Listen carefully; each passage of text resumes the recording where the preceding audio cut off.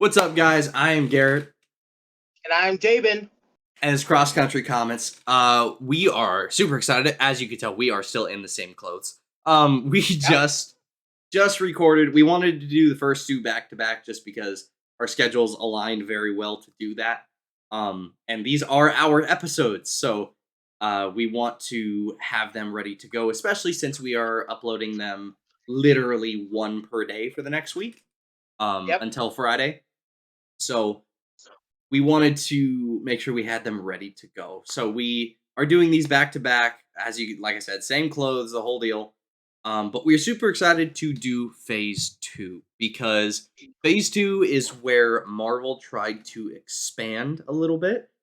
Phase two is where they realized, hey, this formula worked. Oh my gosh. My voice is all over the place. Right. They realized, this formula works. People like superheroes. Let's see what else they can do. And I think they had a number of hits and really good ones, and out of the box movies that people didn't expect, and then a few misses as well. I don't think the misses are too bad in phase two, but I think there's a few. But let's get right into it.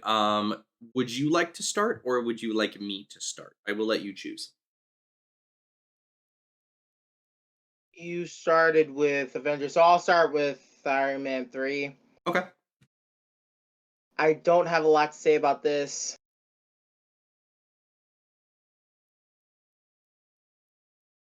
I don't like the movie.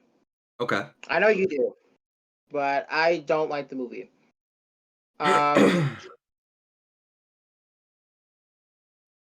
Man, I'm really trying to get all my thoughts together just because there's a lot of stuff that I really did not like about this movie. Um, I hate that Tony Stark gave himself a clean slate and tried to make it seem like he was never gonna make another suit again or ever be Iron Man again. Um, I hate the I hate that he got himself fixed all of a sudden. If we all knew, we all thought that it was like permanent, but it really wasn't. So then he gets himself fixed in 2 seconds at the end. I hate all those suits went to waste. Like, oh my god, like there's so many of those suits in the comic books that I really loved, and they were just blown up into fireworks just because it was Christmas. And I'm like, oh come on, man. Um, and the Mandarin, God, man. The Mandarin after Ironmonger was one of the scariest villains to me because my dad he didn't let me read the comic, but he told me about the story. And ever since he told me about the 10 rings that the Mandarin had, and that the Mandarin almost killed himself just to try to kill Iron Man, creeped the crap out of me. Um, I liked where they were heading with the terrorist thing and the 10 rings. I liked it. It gave us something to look forward to. We were scared about it, and then it ends up being this other dude that has fire powers just because he is in control of his girlfriend that Tony dated in 1999. Like it was too much. Like it felt like unnecessary retcon, and it was going all over the place. I do love something that people don't like. I do love the PTSD because that is real. When you really think about that, oh my god! Like I really like that he was having anxiety attacks. I love that. Um, I don't like the fact that he gave his address to everyone, especially terrorists who would, in your mind, would think, yeah, just blow the place up. Especially when you have a woman there. That was very stupid. I love the suit. I hate that it kept breaking down, but I loved what was it, Mark 42? I love the suit. Um yeah, this Tony Stark has no character development. Oh, and they were making fun of Iron Patriot, and I loved it in the comic books. Like that was one of my favorite things to see, but they just kind of put it to the side. This Tony Stark has zero character development. And I have to say it is Iron Man 2's fault.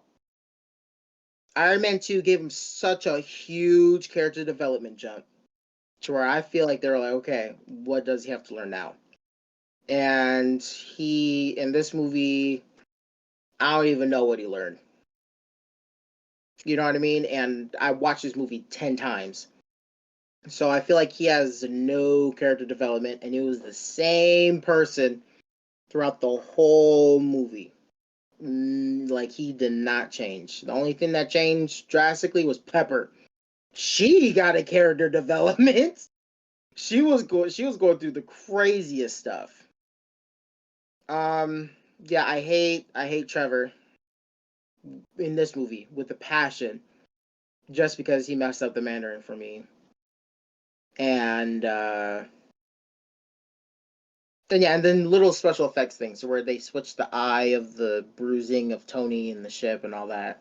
But I can get over that. I did love the sky where he tried to connect everyone together. I love that because it showed how important it is just to not be saved, but do what you can to help others. I love that. I love stuff like that. Ultimately, I give this movie because it did have amazing special effects. It had amazing special effects and the technology too. I have to give this.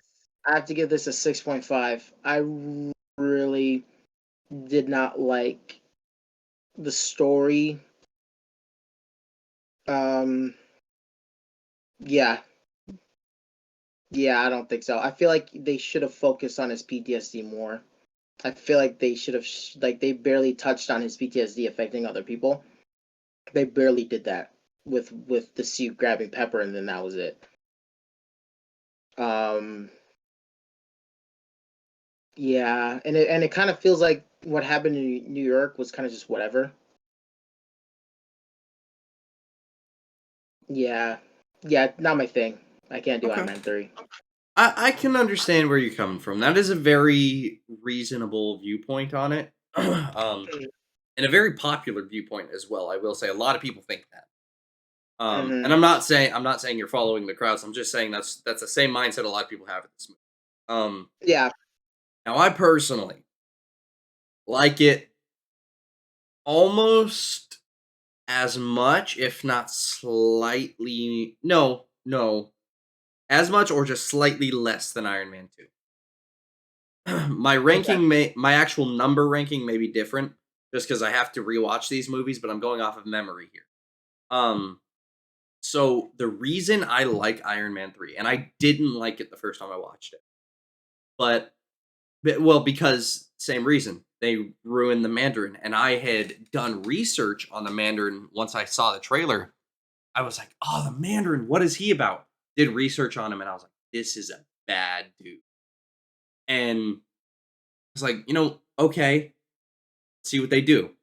And the fact that it was Aldrich Killian, um, made me just pissed me off the first time I saw it. Mm, Um, and if they would have gone with him from the beginning, it would have been more of a forgivable movie. yeah. Um, because Agreed. he wasn't a great villain. He didn't have great motivation, but at the same Mm-hmm. time, he wasn't the worst villain we've ever seen. It was the misdirect that just wiped us. Mm-hmm. Close to the worst, but he wasn't.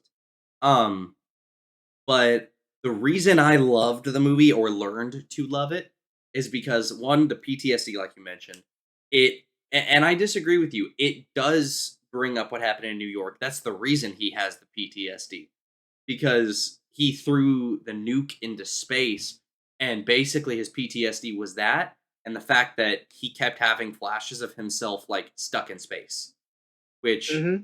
is terrifying. But then the acting and the hyperventilating and the shaking when he starts to get it, like with the when he's signing his name, on the picture with him throwing the bomb, that kind of stuff was just like, man, I it love that. screwed him up. um, and then I think the reason I loved the a portion of this movie is because it showed how smart, but not just how smart, but how resourceful Tony Stark is. Because yes, he is super smart. Yes, he has been resourceful in the past. He created the Iron Man suits when he was in the gun business. All that. I get all that.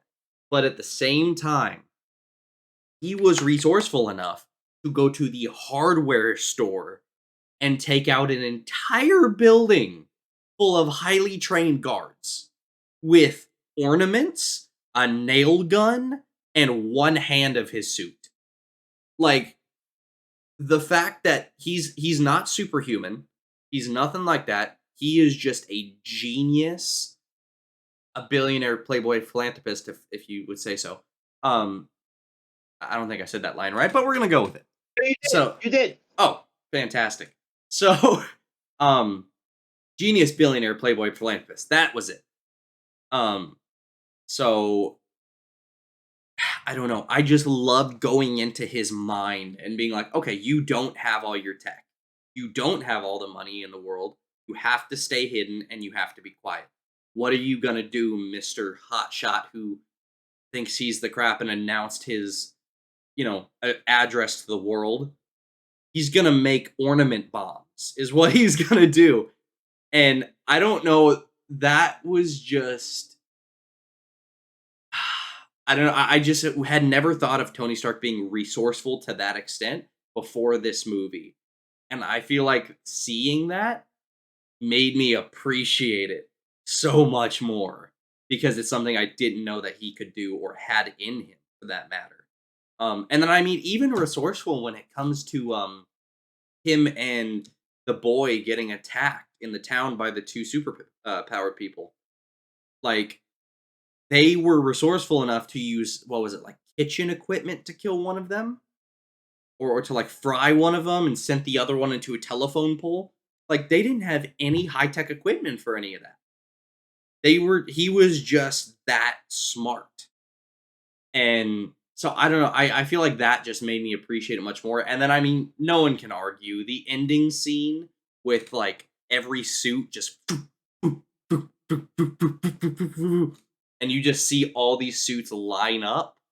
It was like, oh my gosh, that is so cool. I do agree with you. It is a complete total waste and a shame that he blew all of them up at the end for Pepper and all of that. Um, because there was a lot of really cool suits and it didn't have any payoff. I agree with the whole, oh, he could fix his chest at all times. And oh, I mean, well, he's going to give up his suits, but also not really. And then him and Pepper are going to have problems because of it. So it nullifies Iron Man 3. All of that makes sense. But I think this movie was him understanding that he, as we're going to talk about for a movie later in this phase, he says he wanted to put a suit around the world. And I think this movie made him realize that that's what he needs to do. It was his motivation almost. Because the only people that had suits were him and Rhodey, and without his suit, he felt almost helpless. He did the best he could, and he did a good job. But it made him realize how quickly the people in his life could get hurt. Because Happy was blown up, Pepper was taken and experimented on. It almost drove him to have the motivation to put a suit around the world. So, I I love that. But be Iron Man then. but He oh, gave up. oh, He gave up being Iron Man when we saw the trailers for Age of Ultron already. yeah, no, I agree. I agree. I think he did that, and again, I don't like that scene. I think he did that just for presentation's sake and for the sake of Pepper being like, he really does love me. But uh, I agree with you.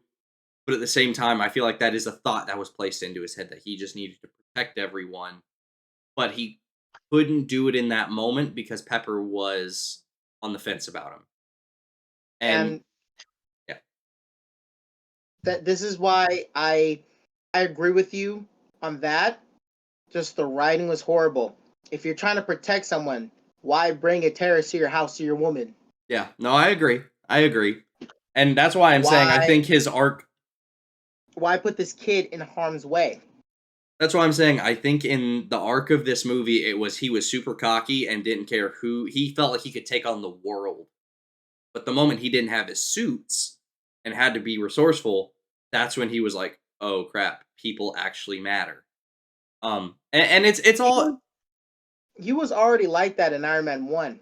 yeah, no, I agree. It was almost a That's what I'm redo of saying. Iron Like Man 1. there that's what I'm saying. Like I there it's not original. He was we already know how resourceful this fool is. Obadiah Stane says it best. He built this in a cave With a with a box of bunch of scraps. scraps. That right there should tell you how resourceful this fool is. He was dying. He had shrapnel in his chest that was going to his heart.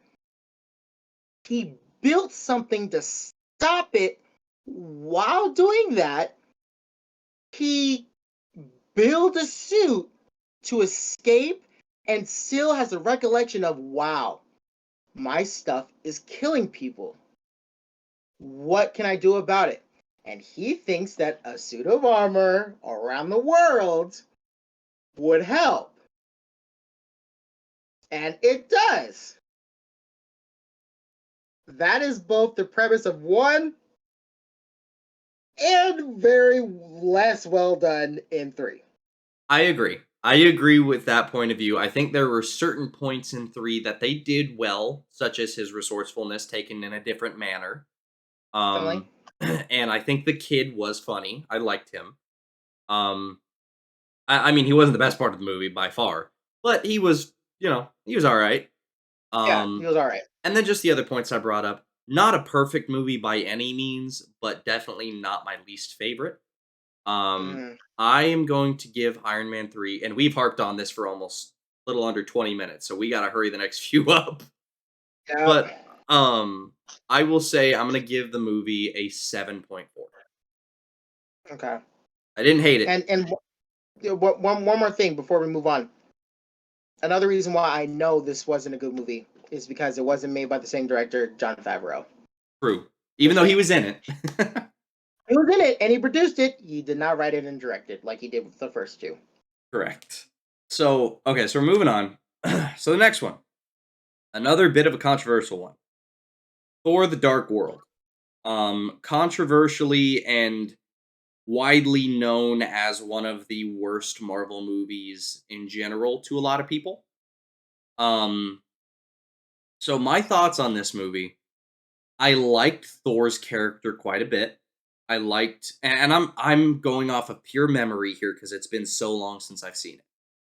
But Oh, I just saw it like a month ago again, so it's fresh for me. he lost so much in this first movie. I mean, the first and second combined, but especially the second. He lost his mom. Now he's on the run with his brother, who is also a killer. But it's all kind of convoluted. But at the same time, Thor goes through so much, but still has such valor that he learned in the first movie that I do respect that. I think that the ether was an interesting concept. I don't think they handled the ether very well. But I think it was an interesting concept being absorbed into a human and then taken out of the human and then all that kind of stuff. Jane Foster, again, great actress, did a great job in this movie. I think she acted very well. Loki, again, amazing. I don't think Tom Hiddleston has ever had a bad performance, so let's get that out of the way. Um, Never. Never. I did not like Malekith. Um, Hmm. I think he was very one-dimensional. I think that his plan was obviously very big, being that it was going across all what 7 realms. Um, Nine. 9, thank you. So being that it was going across all 9 realms, it was a very big plan, I agree. But at the same time, he did not have very much depth as a character. It was, "Oh, I'm a big bad elf, dark elf, and I want to destroy all 9 realms." And again, going off of pure memory here. Now he was pretty terrifying at moments, killing Thor's mom and doing stuff like that was like, "Oh my gosh." Like she's gone and now they're going up against each other and Loki's plan didn't work and Loki quote unquote died for a second time. Um I don't know. I have very mixed feelings about this movie. There's a few things that I liked. I think it brought a little too much comedy to be called The Dark World. Um I think that they leaned and I know we'll talk about this later, but Thor Ragnarok handled comedy very well. I think this didn't handle its comedy very well. It had comedy, but not it didn't use it right. Um so I was not a huge fan of this movie. I'm going to be honest. It's entertaining, um but not my favorite. I am going to give it a 6.1.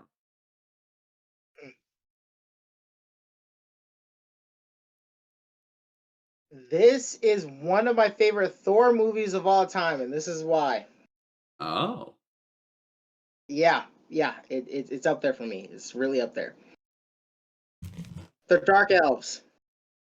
They are scary. That's why in the beginning, when Odin was talking, it has another narration. Love it. Every Thor movie, I feel like needs a narration. Uh-huh. It needs to teach us about something that is about to happen every time. The story behind the Dark Elves is scary. As soon as because they already had the ether. That's the thing. At this point, when Bor was king of Asgard, they had the ether already. Asgard's job was to take him out, and oh my god, the elves were going crazy. As soon as Bor came in, though, he was like, "Oh no, nah, chill out." And the fact that the Dark Elves are so insane that they killed themselves to try to stop all the Asgardians and took a lot of them with them. That's a scary race, and the fact that the elves still lost is mind-boggling to me. But they still had its leader, so that all this time will pass, and which is thousands of years, because people over in those realms can live thousands of years. He has time to rebuild his army again, which is even crazier. Now, I love that they buried the ether somewhere else where no one would find it. I love it so much because it shows something that is so accurate onto how Vikings would handle it, especially in their stories, and how that can mess it up for them too, because they buried it in a time they weren't supposed to bury it, and that was in the Convergence. That's the one time they shouldn't have buried it, and they buried it at that time because they weren't focusing on the Convergence. They just wanted to take this out. And that's why I also like it, because the only way to bury it is through the Convergence. So they messed up, and I love it just because it shows the repercussions that it can have in the future. And boom, guess what's happening? The ether is coming back. I love that, and that's just the beginning of the movie. That's the intro. I'm already sucked in. Thor, his character development stays from the first movie, and he actually gets a bigger character development, which is insane. He he is way too focused. He's selfless.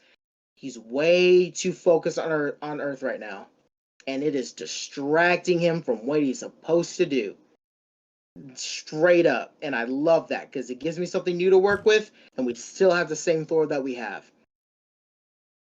And his dad is very one-dimensional. I love it because that gives a little conflict between the two, and you'll see that later. Like, Odin thinks about one thing and one thing only. That is it. That's how it's done, and that's how he always thinks. Thor, he just learned that there's different branches to everything. Where he's like, oh shoot, life is more complicated than this. And he surges through that. And I like that Jane Foster and the team are still working on the convergence. Like, that's cool, you know what I'm saying? And the elves scared the crap out of me. Think about this.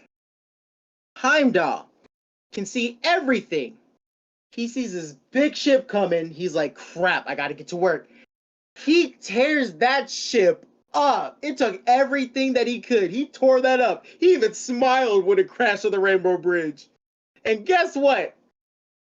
100 of them start coming. And a bigger one came. He's like, crap, I can't do this. That's scary. The fact that Loki got arrested and he got broken out, and the only reason why he's living is just so that he can save Asgard, and he's still trying to turn on him. That takes balls. That's intense. So I love that part. The elves kept winning and winning and winning to where you did not know the ending, the light at the end of the tunnel. Even when Thor and Loki tricked them with that cool trick with the arm or whatever, and they're trying to destroy the ether and it doesn't work, you're like, then how are they gonna win? Like, there's no winning in sight. It's just straight up insanity. And then when you see Loki die, that was like, wait, he's dead? And then he comes back on the throne, and you're like, crap, he got it. Oh, shoot. What is it going to be now? Like, it brought you on this emotional roller coaster, and every single character has amazing character development. Yes, Malekith is very one dimensional. The reason why he's one dimensional is because he only has one goal for like 100,000 years. That you have to be one dimensional to have that kind of goal. Odin is too. You should hate on Odin. He's more one dimensional than Malekith. And yeah, I just loved it just because Asgard was losing. And the only way to win was to look at people that they couldn't trust. That is one of the most emotional tie-ins that the Marvel Cinematic Universe has ever done. Is your world is dying, what can you do? And they were so desperate, so desperate. They went back to Loki and said, you're making fun of Captain America too? I can't do with you, bro. But That was funny. I'll give him that. but let's just do this. And the pacing was so perfect. The comedy, in my point of view, was perfect. I can tell you right now, if we both watch this movie together and you listen to those jokes, you will laugh. And it'll be like, oh, you know what? I'm sorry, because I can tell you all the jokes. The first joke I love is, we had it handled. Well, is that why everything's on fire? And then he gets hit right immediately. That's hilarious. Loki trying to say, you need to press it gently. I'm pressing it gently. It's not working. That's hilarious because they're in a stressful situation. And it shows that they were still brothers and how they like grew up together. And the Warriors 3, they killed it. Oh my god, I love seeing them all the time. No, yeah, this was better than the first movie in my opinion. Perfectly paced. Everyone had great character development. Another Infinity Stone given to the collector. I love it. Amazing. 10? Oh yeah, 10. Sorry, this is Okay. better. This is better than the first Thor. It built off of it. Like, it didn't trash it. It built right. It sat right on top of it. Said, "Let's keep going," and it continued that Thor story that I love so much. And they did it in such a gritty, dark, and a little comedy into it matter. And it was a perfectly balanced meal. I loved it. Okay. Okay. And the elves scared me. I can respect that. I will one side note that brings it up to like a 6.3 for me is uh Oh, is the scene when Loki was in jail and he was fine, and then you see his illusion come down and he is a broken man after his mom dies. see, oh, that's That what I mean. yes, that is one that I will give that movie, that was an incredibly acted scene. But like from there, it just doesn't stop after that. Like that impactful scene right there, it shows how close Thor and Loki were, and then they had to fighting, and then Thor's like really broken, saying, "Dude, I love you so much. I wish I can trust you." Like it hurt him. Like you could see the stress on his face. Oh Yeah. my god! Like how can you not feel that for him? Like goodness. Thor is Yeah. one of the most underrated characters from here on out, from here and back. He's one of the most underrated characters in the MCU just because he's been through way much more than anybody in this Marvel universe True. till there. So that's why I love this movie so much because it really tugged on hit on Thor's relationships with people from this one. So it was amazing. That is true. I will agree with you Cheeseburger get that a 7. there.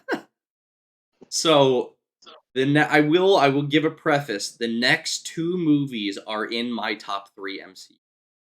Oh no, let's just talk about it. I'm Which sorry. It's my turn. yes it is. Yes it is. I get to talk about this. You don't. Okay. No, Oh, I'll yeah. talk about it. No, yeah, you'll talk about it. All right. Let me tell you a story. Okay. Real quick before you do that, I'm sorry for Go anyone ahead. listening. If you hear me keep clearing my throat, I woke up this morning and my nasal passages were all over the place, so I have to keep clearing my throat and drinking a lot of water. So if that's annoying, I apologize up front. Anyway, go ahead.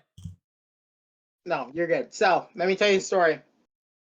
This movie is my first MCU movie that I ever watched in a theater.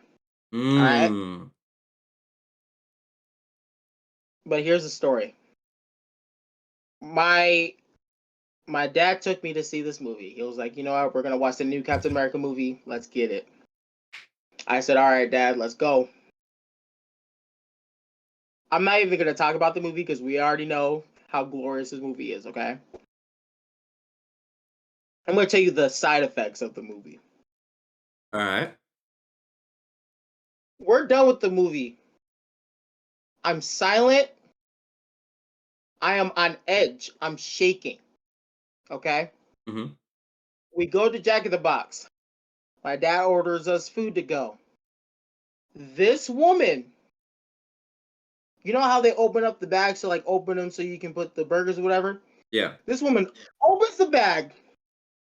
I jump 20 feet in the air. I go into the stance like this, going like, oh my god, what's going on?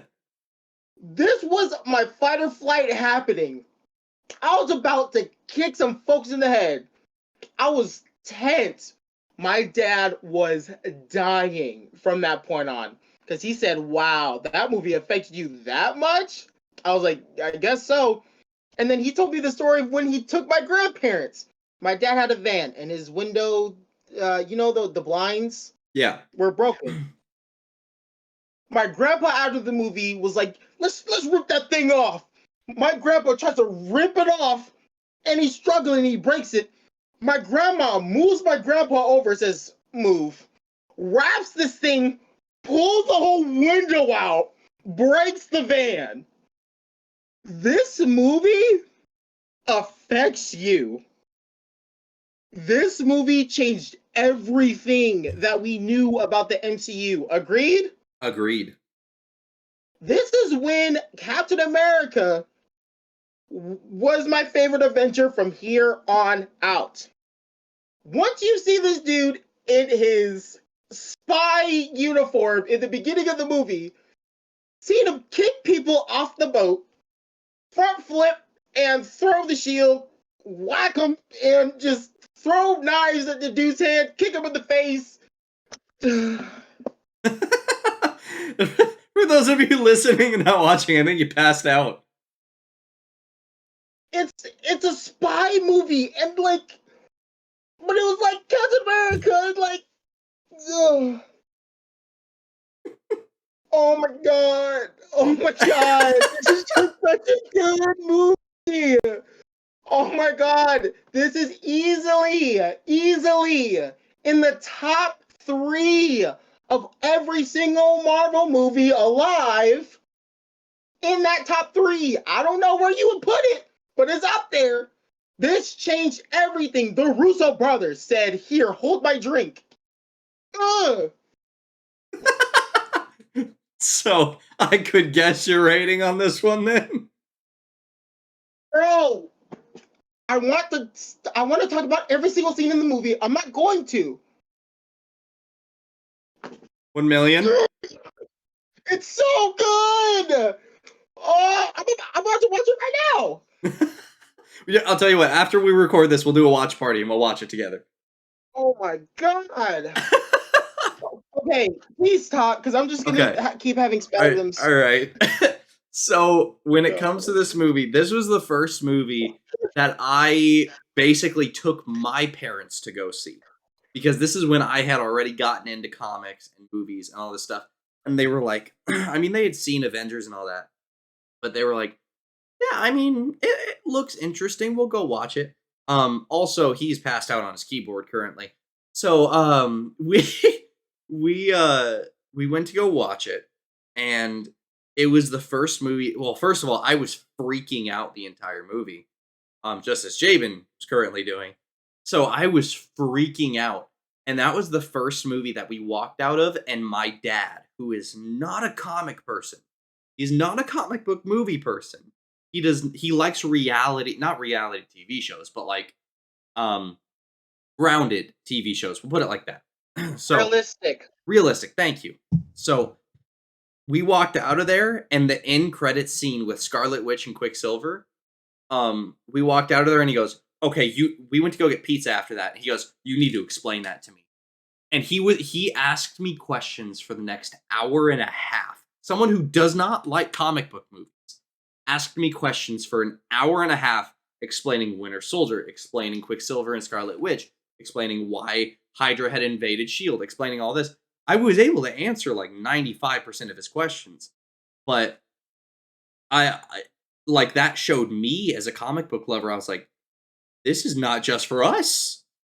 So Oh, and just talking about a few like quick things about the movie, best hand-to-hand combat in anything yet that they had produced.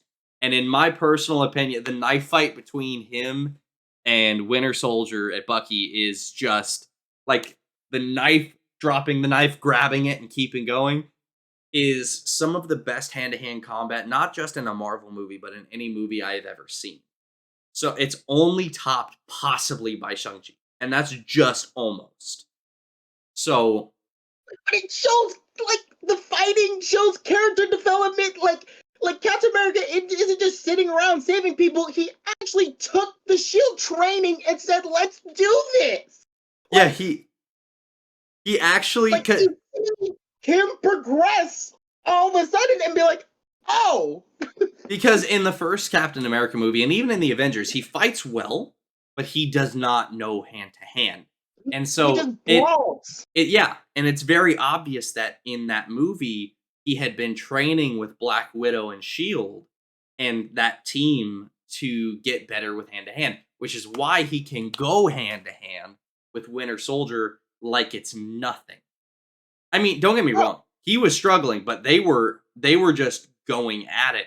And Winter Soldier took on Falcon, Black Widow, and Cap at the same time. And I mean, granted, he technically lost, quote unquote, but because they like he ran away, but he didn't lose. He was going up against three heroes.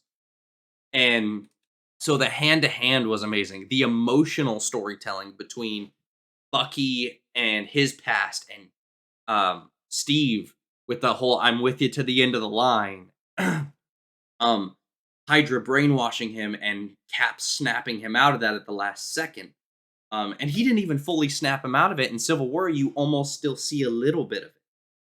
And I mean, you see more than a little bit when Baron Zemo. That's a whole nother conversation. But he almost snaps him completely out of it. And then the end credit scene, you see Bucky go into the museum, and he's like, he was telling the truth. So all of that combined, mixed with the spy sections, like you said, the best hand-to-hand combat section, the beginning boat section that that they've ever produced, and dude, then how? How did he do better when he put the shield on his back? That dude said, "I thought he was more than just a shield." It was like, let's see. Bet. He's the shield.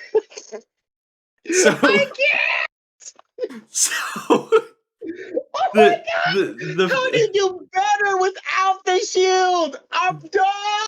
the so I'm done. so it was just one of the best I'm choreographed and best done. storytelling movies. Oh, I didn't even talk about the story. Well, I think the story speaks for itself. And Yeah, it then does. just Oh, when Cap, is on the speaker and tells all the oh. Shield agents to fight back against the ones who defected to Hydra and yada yada yada, you see Artem Zola as the Shield was still losing. and they were still losing, and you see Artem Zola down in the underground bunker, and he is the actual computerized Artem Zola like he is in the comics. And the fact that we thought there was a romance between Cap and Natasha at that point in time, but realistically they were just like the best friends ever. So I think we both can rate that about 1,000,000 out of 10. Moving on. Moving on. I'm very happy I get to talk about this next one because this next one is also in my top 3. So, next Oh movie man. is Guardians of the Galaxy, the first Guardians of the Galaxy. Um, I'm gonna just say this straight out. One of the best soundtracks in any movie that has ever been produced. And I know that's maybe bad to say because it's just a compilation of older songs, but how they use them in the movie and how they are such a big part of Peter's life and how he literally dances to save the world like Kevin Bacon, just like elevates the songs to another standard. I have a record player over on my shelf over here, and I have volume 1 and volume 2 of the Guardians of the Galaxy on record because I just listen to them because I can replay parts of the movie in my head when the songs come on. So, the music 10 out like oh my gosh, the music is incredible. And then I mean just the emotional storytelling of Peter as a kid losing his mom. I mean, what a way to start a movie. To have a kid just be like, "Oh, yeah, your mom has a tumor and cancer, by the way. Oh, and now she's dead and you've been kidnapped." Like, that's how the movie starts. When you are supposed to get the vibe that it's a light movie, that's how it starts. And then, as the movie goes on, you start to see, the funny parts of, I'm Star Lord, man. Who? And it really gives you it endears you to his character, and then the dancing through the caverns to find the power stone with the hey hey what the matter with like that was the perfect way to introduce him as an adult. Also don't mind the atrocious singing. but, Yeah, no, that's Grammy. That's but Grammys. That's okay. but the fact that it introduced him with that song and he's just dancing through it and then goes into a conversation where no one knows who he is and then goes into a full firefight and actually wipes the floor with these guys. Mhm. So all of that combined is a great opening. And then you meet Rocket and Groot, you meet Gamora, you meet Drax, and I mean this is the one movie where Drax was an actual threat. This is the only movie where Drax felt like he could rip your face off. Like, which in my opinion is how Drax is supposed to feel. I mean, he's funny at certain moments, he's supposed to be, but a lot of the time his name is literally Drax the Destroyer. So he is Yep. supposed to feel scared. So, loved how they did it with him. Gamora and Peter building their little relationship as it goes on. Absolutely incredible storytelling. And then Ronan, not the best villain that I've ever seen, but his motivation wanting to like get revenge on all these planets was warranted and good. And this is the first movie where we visually see Thanos other than just the side of his face, which was a shock Yep. to everyone. Because when I went to go see it in theaters and he turned around in his chair, everyone went, "Oh!" what? And you know, it it boggles your mind a little bit because Ronan is so pissed off at that point that he just snaps the neck of the guy that is like talking for Thanos. Just snaps his neck like nothing, and you're like, "Oh, Ronan's a powerful dude." And then Thanos is like, "Oh, by the way, you're a child," and you're like, "Oh, hold on, what?" Um, so and the fact that the Guardians, I mean, when they break out of prison, they work as a team, but then they just bicker the entire time that they're together. And then, I mean, you have like, I have 12% of a plan. Well, that's hardly any of a plan. And that kind of bantering makes it feel like the first Marvel family. You know how like Fantastic Four was the first Marvel family in the comics? Well, this felt like the first Marvel family. Avengers was Hmm. great, but they didn't feel like a family, they felt like a team. No. Yeah. This was the first Marvel family. And I mean, just, the way they worked with the Nova Corps at the end, the way they used Rocket's contraption to actually just like, you know, decimate part of Ronan, or at least we thought. And then you see each individual person's or character's abilities and what they're good at and their personalities. Because I mean, even in the last hallway scene when all the guards come in, take Groot as an example. All Groot has been up to this point is like, "Oh, I'm, Rocket's protector." And that's all we know. We haven't seen any massive stuff from him. It's like, he's big. He could be intimidating.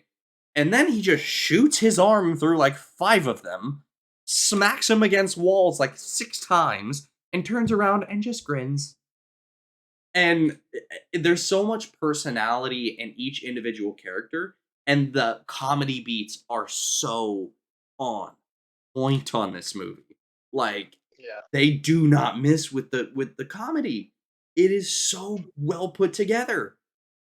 So all of it, oh my gosh. And then the dancing scene, and because I mean, if you think about it logically, if someone was wanting to destroy the earth or kill someone and you start dancing, they're not just going to be like, "Oh, you're stupid, dead." They're going to be confused, especially if they don't know what you're doing. They don't know what dancing is. They're going to be like, "What is going on?" So that was like the perfect way to distract someone who had no idea what was going. Um and then the fact that you do see them as a family at the end with the where the Guardians of the Galaxy, we're trying not to curse on here. So, where the Guardians of the I Galaxy was B gonna say word. the line too. Oh, We've kept it clean up till here. Let's see what we can do. Um, oh man. but uh I mean, we're obviously not exclusively, "Oh, we're no cutting. We've got to keep it PG." We do want to keep it as PG as possible, but you get what I mean. Yes. So, just the fact that they ended it like that, and then Groot sacrificed himself, and then you see little baby Groot in the end dancing to the song, and Drax is like, looks over and he just freezes. It's that kind of stuff that just makes this movie feel good. This movie feels incredible to watch, which is why it's in my top 3. I give this movie a 10 out of 10 every day of the week. This is definitely a 10 out of 10 movie. It's definitely a feel good movie. Just coming from someone who read the comics and the older ones before watching this movie. Um, the only two characters that are really the same are like Star Lord and Drax, but that's still kind of like pushing it. Drax is probably the only like actual like comic book accurate person. Everyone else was kind of changed, so this was kind of like me going into it a little new, because Gamora is way more flirty and uses her feminine side to mess up people constantly. Like that's why she was called the deadliest woman in the galaxy, because she can entice you and then break your neck in like 2 seconds. So the fact that she was more cold and not as open in this one was a little weird for me, but they made it work just because of everybody's dynamic. They made it work, and I'm with it. I like it. And yeah, the comedic timing is on par every single time. Now, I feel like we should have a count on uh we should have a count on how many body objects Rocket has, starting with this movie. He has a leg, Yeah. and that's all that he has right now. So let's just keep it there. But the Yeah. movies that progress on, he'll have more. So right now he has a leg. Amazing. If you're able to Yeah, do this in the everyone. editing, let's do this. Right below me, just put Rocket's body count and just put leg. Got it. Got it. Leg. And we'll So progress from there. yeah, definitely. And yeah, everyone, this is just a great movie and it's a fun movie to watch. It's intense. Everyone, and I mean everyone in this movie has some kind of character development, not just these five, but everyone around them. Ronan, Nebula, uh, shoot, even the Collector, Mhm. everyone from nowhere, uh, just the Ravagers, Yondu, shoot, Yondu with his arrow. I was going crazy. Um, yeah, this is just a really good movie to start off the Guardians with. So, and like you said, they're a family. This is our first MCU family. So, definitely a 10 out of 10 with this one. I love this one. Yeah, no, 100%, 100%. So we just a heads up, we are at about 50 minutes, so we got to get through these next two decently quickly, Yep. which I don't think will be hard. No, But you can go ahead and start off the next movie. Age of Ultron, phenomenal because you see that they can hang out. That's cool, but you can still see that there's pockets of them that are still able to be broken. And again, they have another thing to avenge, and it's just another fantastic Avengers movie. And I love that it's Iron Man's fault this time, because in the comic books it switches. Because sometimes Iron Man creates Ultron, or Ant Man controls Hank Pym, yeah. made Ultron. So yeah, so it. I like that Iron Man was the one this time. I like that he was like, this is why I don't like Iron Man theories, because I like that he kept being obsessed about his stuff, and it ended up being Sokovia's downfall. I love it. I love that he was too obsessed and messed up. Vision, amazing. Just the way they introduce new stuff and these characters. The only thing I don't like is the death of Quicksilver. Agreed. Um, Pretty much other than that, this is a pretty good movie because you see them broken. The Avengers are broken. Um, and for a very good reason. Um, yeah, again, Hulkbuster armor amazing. Thor trying to find answers is amazing. We get some more backstory between who they are, except for Hawkeye, just because he wasn't mind controlled. Um, yeah, it's just a really good movie, and War Machine coming back. It was a really good movie. Okay. I give it personally. I think it's better than the first one, just because the progression and everything, not just like like movie wise, the first one's Yeah. better, but I'm talking about like progression. This gives me another feeling that the other one didn't give me, so this is on top of it, which is the goal. This is better than the first one to me. 10 out of 10. Just the only thing I don't like is just the Quicksilver death. Other than that, perfect movie to me. Okay. I have a little bit of a different opinion. I like this movie a whole lot. I will watch this movie anytime it's on. I enjoy it. Vision, great character. Quicksilver, or I'm sorry, Wanda, Scarlet Witch, at the end becomes an amazing character and is terrifying in the beginning of the movie. Um, Literally shows them their worst fears. We Yep. see Hulk absolutely go nuts, and the Hulk Buster was amazing. Yep. Quicksilver, amazing character while he was alive. Yep. um, and I mean, it was a good movie. I feel like they could have done Ultron a little bit more comic accurate because he was much, much, much like he had a lot of scary presence, but in the comics, he didn't need as many bots to do his bidding. Like he himself was terrified. Um, just like as an individual robot and AI. Like he was very smart and intimidating in this movie, but in the original, he was like, I can take the Avengers out single handedly. Well, that's the problem because the comic book, he actually made like 15 billion after the fact, but he killed every single one of the Avengers except for Tony, and he was ruling the world at that point. So they had to bring him down. They Yeah. had to like have nerf, like they did the same thing for Thanos. Thanos could wipe out a whole bunch of folks, but till we see, he can only wipe out a few. So they had to grab people and bring them down just so that it can make the movie more impactful. So everyone, like even Doctor Strange, he's supposed to be way more powerful than he is now. Yeah. So they had to keep it down just because he's able to take over the whole world and take out every single Avenger. So That's so yeah. I got past that because I said the same thing, but as soon as I knew how it would progress, I was very okay with it just because that dude is too powerful Mm. and they needed to nerf that fool down unless you want to see the Avengers not be alive anymore. Sure, yeah, you're right. So, You're right. because they still Um, got Thanos to take out, they don't even know. So, yeah. So, I mean, great movie. Like I said, just mostly the Quicksilver thing was like I felt almost unnecessary, just hey, because unnecessary. he was a great character in the little bit of time Yeah, he was on screen. Um, so I would give this one. I don't think it's better than the first. I like the progression, but I don't think it's better than the first. I and give I this. and I totally respect you for that. Like, I totally understand. There's no like Yeah. hate going to for that one. Yeah. Enjoyment wise and movie wise, I give it a 9.6. So, um, good movie. So this last one, I don't think we're gonna spend very long on. Um, it's a small movie. Anyway, we're talking about Ant-Man.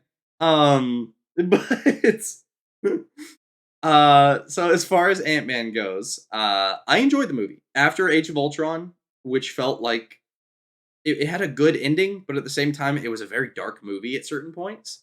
So Ant-Man felt like a breath of fresh air and enjoyment and comedy. Don't get me wrong, Yellow Jacket was terrifying, but at the same time, like the Thomas the Train engine, stuff like that, moments like that were very funny and entertaining, but also impactful with the story with his daughter and with him and Hank kind of butting heads occasionally, and how he went subatomic at the very end to save Cassie. Um, all those serious moments really hit, but also it was just a funny, good experience. It was a I don't want to say a palate cleanser because that downplays it, but it was a very good enjoyment. So I would give Ant Man a solid 9. I I love this movie more than anyone, and I don't know why. Coming up to watching this movie, I knew every single thing about Ant Man. Like, I still do. This movie said, shut up, threw everything I knew out the window, and it told me, listen. I was like, I'm listening. And I got something completely new, and I completely loved it. This movie was like really like amazing to me. They've never done anything like this. I've that's why I feel like this gets so underrated. There's no movie that makes everything bigger, smaller, in such a fast-paced way. It makes the continuation still going and make the special effects amazing still. Makes it seem real while having all that production value, still having an amazing script, especially with the side characters. I love Michael Pena's character. Oh yeah. I needed him so bad. As soon as you see him, hey, how's your girl, man? Ah, she left me, and my mom died too, and my dad got deported. But I got the van. I was dying. I was like, how are you still smiling after saying that? That I was dying. It was hilarious. And then about the wine tasting and trying to connect the dots that Hank Pym paid somebody to make them steal the suit. That was amazing. Yeah, and then just everybody's characters was so on point, and it everything made sense. And this was a movie that I could not question. And that was one thing at this time watching it. I was like, I could question every single movie, but I can't question this one. So this one is heavily underrated in my opinion, just because it has so many elements of special effects and a fantastic script all in one. And everyone was so on point. It's mind-boggling to see actors work with things that aren't there, and this is a perfect movie to do that with the big old Thomas the Train, the big old ant that was walking around and saying, "Oh, that's really big dog." Like them just seeing that and making it seem like they saw that is amazing. Cassie, that little girl, seeing them two fight and seeing all that happening, and actually like looking and how the special effects guy did all that. It's amazing. It's a really and fighting Sam Wilson. That's a fantastic fight. Like it was really easy to catch on with, and it made sense. Um, yeah, this was a 10 out of 10 movie just because I couldn't find anything wrong, and it threw everything that I knew about Ant Man out of the window. This is not the same big old helmet dude that we know. It's someone else's story, and I love that so much. It's amazing. It's a different origin story for somebody else because I thought it was just gonna be Hank Pym. No, he's old, so I loved it a lot. Yeah, no, I can agree with you there. I will point out this was the first time that Spider-Man was ever mentioned. Mhm. When they were going through what he was saying, oh, so and so paid so and so, and they were like, "There's a guy who jumps, there's a guy who climbs on walls, there's a guy who swings, or something like that." I can't remember the exact line, Yeah, but no, that was exactly. and like hearing that, I was like, "There is no way." But Uh, incredible, great movie. I'm still sticking with 9 out of 10, but I do really enjoy the movie. It's a feel good movie. Um, it really is. so uh yeah. I think that's all of them as far as I can see. Yeah, yeah, Um that's phase two. I will say we did go a little over an hour, but Yeah. I think that may happen with the through phases 3 and 4 because we have a lot to say. I mean, I'm a disclaimer. I'm gonna say this out there for right now. Phase three. This is gonna be really tough on me editing wise, but we're gonna do it. Okay. Phase three. I know we're gonna go over to. We're gonna go to 2 hours. I just know it. Phase four. Phase four. I feel like. Oh shoot! Hold on. Same thing.